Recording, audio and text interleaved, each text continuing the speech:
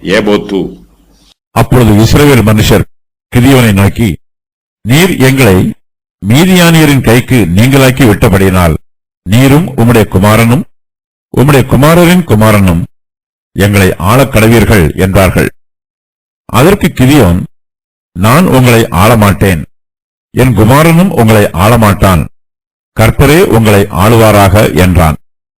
பின்பு கிதியோன் அவர்களை நோக்கி, உங்களிடத்தில் ஒரு காரியத்தை கேட்கிறேன். நீங்கள் அவரவர் கொள்ளையிட்ட தடுக்கன்களை என்னிடத்தில் கொண்டு வாருங்கள் என்றான். அவர்கள் இஸ்மவேலராய் இருந்தபடியினால் அவர்களிடத்தில் பொன் கடுக்கன்கள் இருந்தது. இஸ்ரவேலர் சந்தோஷமாய் கொடுப்போம் என்று சொல்லி ஒரு வஸ்திரத்தை விரித்து அவரவர் கொள்ளையிட்ட கடுக்கன்களை அதிலே போட்டார்கள்.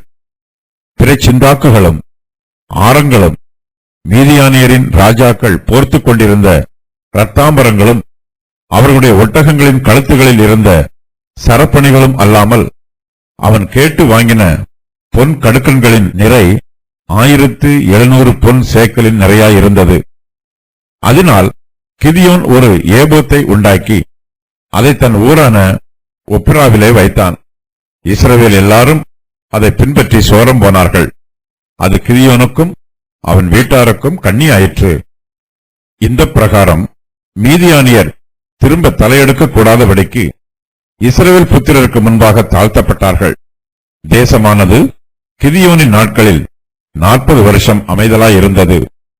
கிதியோன் இஸ்ரவேல் புத்திரரை மீதியானியரின் கைக்கு நீங்களாக்கி ரட்சிக்கிறார். மீதியானியரின் சேனையை கலங்கடிக்கிறார்.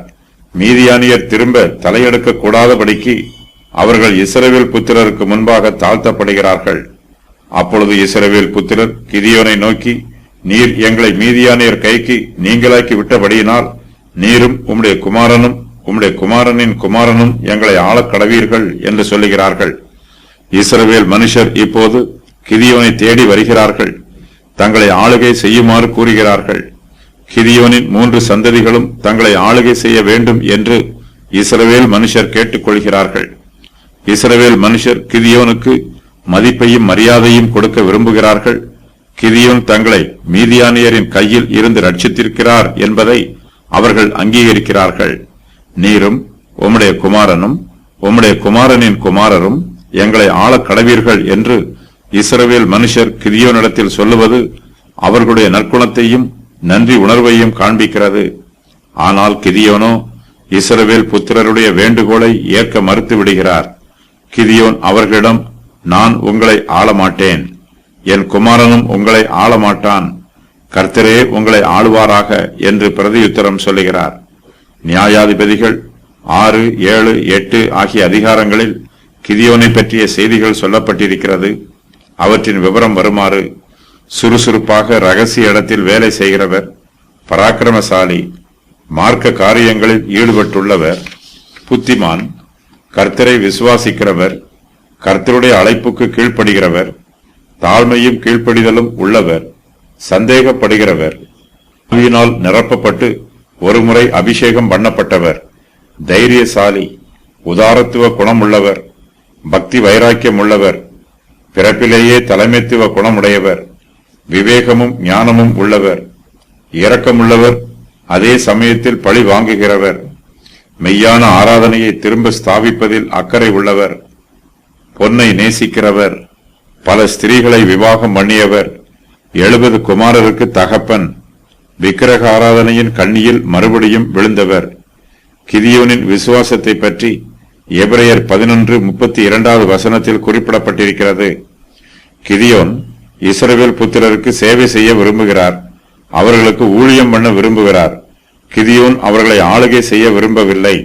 இஸ்ரவேல் புத்திரர் சத்துருக்களின் பயமில்லாமல் பாதுகாப்பாய் இருக்க வேண்டும். அவர்கள் கர்த்தருக்குள் சந்தோஷமாய் இருக்க வேண்டும். தேசம் செழித்திருக்க வேண்டும். இதுவே கிதியோனின் விருப்பம். தனக்கு கனமும் மகிமையும் மரியாதையும் உண்டாக வேண்டும் என்று கிதியோன் விரும்பவில்லை. இஸ்ரவேல் புத்திரரை தானும் தன்னுடைய குமாரனும் ஆளுகை செய்யாவிட்டாலும் கர்த்தர் அவர்களை ஆளுகை செய்வார் என்று கிதியோன் சொல்லுகிறார்.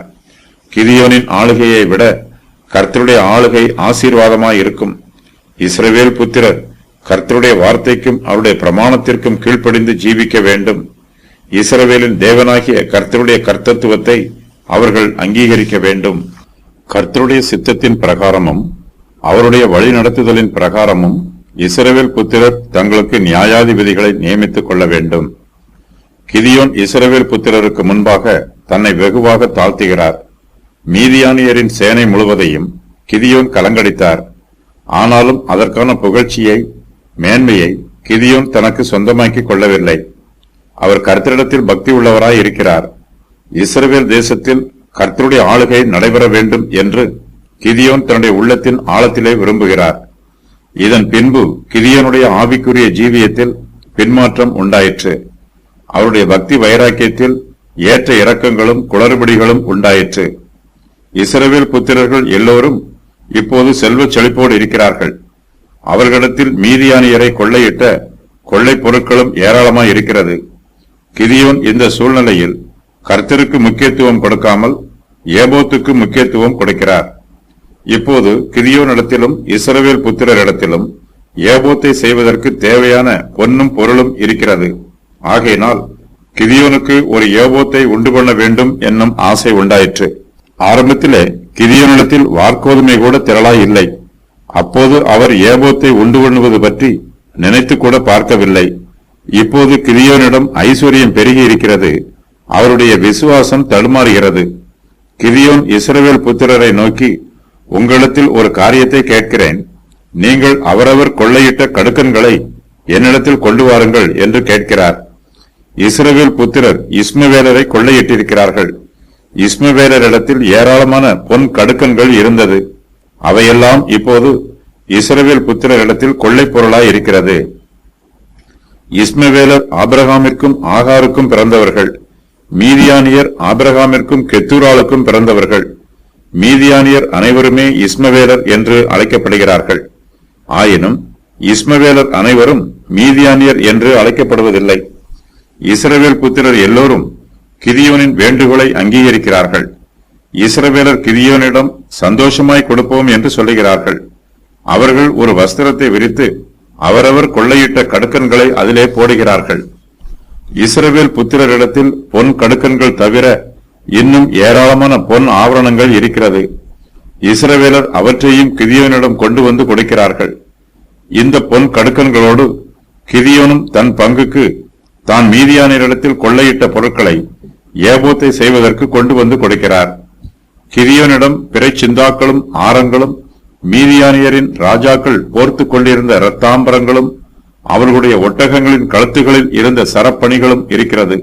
இது தவிர கிதியோன் கேட்டு வாங்கின பொன் கடுக்கன்களின் நிறை 1700 பொன் சேக்கலின் நிறையாயிருக்கிறது. கிதியோன் இந்த பொன் ஆபரணங்கள் எல்லாவற்றையும் ஒன்று சேர்த்து அதனாலே ஒரு ஏபோத்தை உண்டாக்குகிறார். கிதியோன் அந்த ஏபோத்தை தன்னுடைய ஊரான ஒப்ராவிலே வைக்கிறார். இஸ்ரவேலர் எல்லோரும் அதை பின்பற்றி சோரம் போகிறார்கள். அது கிதியோனுக்கும் அவன் வீட்டாருக்கும் கண்ணியாயிற்று. கிதியோன் முதலில் கர்த்தரிடத்தில் விசுவாசமாய் இருந்தார். பின்பு பொன் ஆவரணங்கள் மீது ஆசை வைத்தார். அது அவருக்கு கண்ணியாயிற்று. அந்த பொன்னால் ஒரு ஏபோத்தை உண்டாக்கினார்.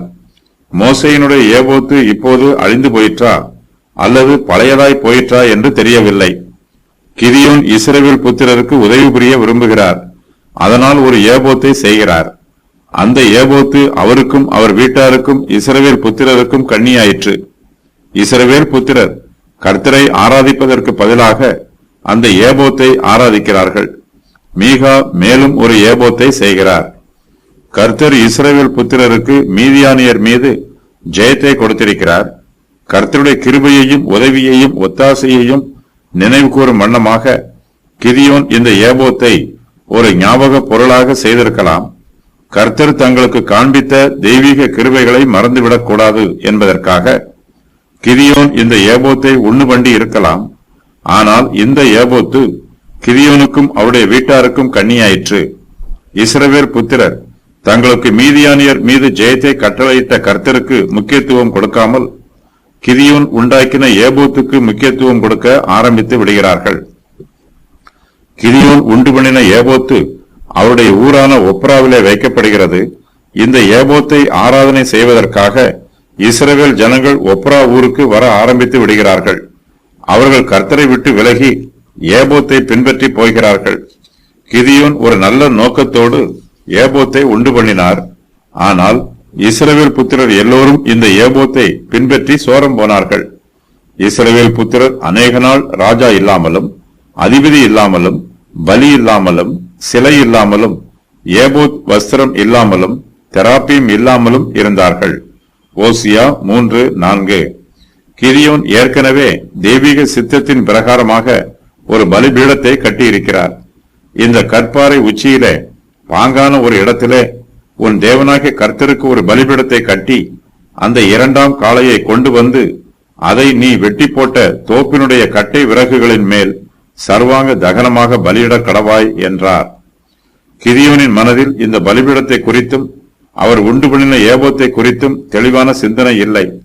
தான் கட்டின பலிபீடத்தை சர்வாங்க தகன பலி செலுத்துவதற்கு பலியிடலாம் என்றும், தான் உண்டு பண்ணின ஏபோத்தை பயன்படுத்தி கர்த்தருடைய சித்தத்தை அறிந்து கொள்ளலாம் என்றும் கிதியோன் நினைக்கிறார்.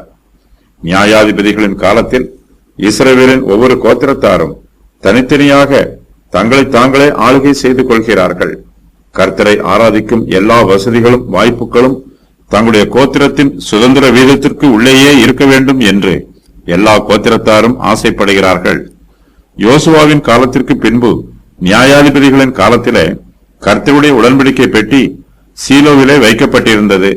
ஆனால் நியாயாதிபதிகளின் புஸ்தகத்தில் சீலோவை பற்றியோ கர்த்தருடைய உடன்படிக்கை பெட்டியை பற்றியோ அதிகமாய் எழுதப்படவில்லை.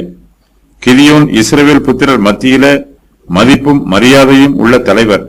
இந்த ஒரு மனுஷனுடைய தவறான வழி நடத்துதலினால் இஸ்ரவேல் புத்திரரில் அநேகர் கர்த்தரை விட்டு வழிவிலகி போகிறார்கள். கிதியோன் ஒரு ஏபோத்தை உண்டாக்கி அதை தன் ஊரான ஒப்ராவிலே வைக்கிறார்.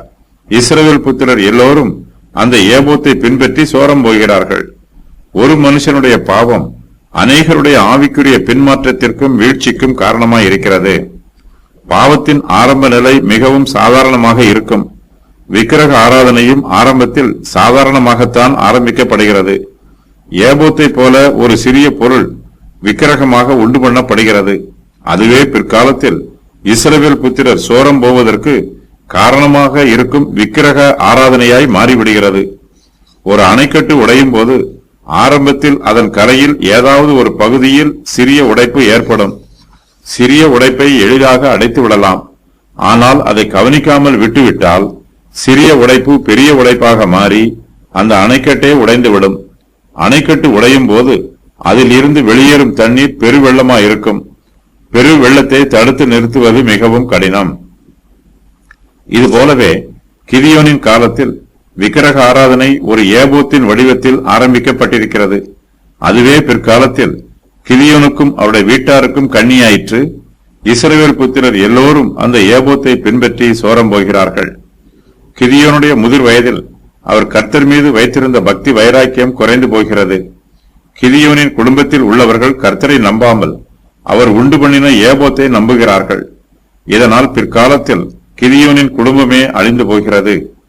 கிதியோன் இஸ்ரவேல் புத்திரரை நீதியாக நியாயம் விசாரிக்கிறார். இஸ்ரவேல் புத்திரரை தானும் தன்னுடைய குமாரரும் ஆளப்போவதில்லை என்றும் கிதியோன் சொன்னார். இஸ்ரவேல் ஜனங்கள் கிதியோனை ராஜாவாக்க வேண்டும் என்று விரும்பினார்கள். ஆனால் கிதியோனோ இஸ்ரவேல் புத்திரருக்கு நியாயாதிபதியாக இருந்து அவர்களை நியாயம் விசாரிக்கவே விரும்பினார்.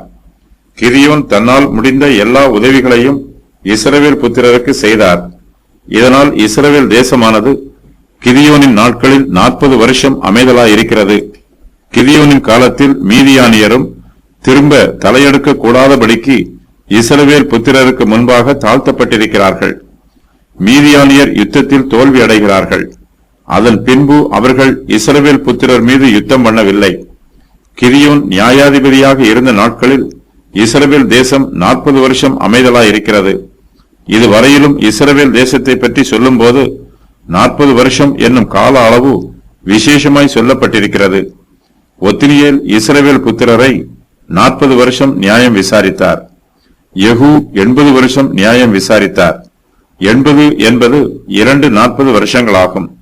பாராக்கு 40 வருஷமும் இப்போது கிதியோன் 40 வருஷமும் இஸ்ரவேல் புத்திரரை நியாயம் விசாரிக்கிறார்கள்.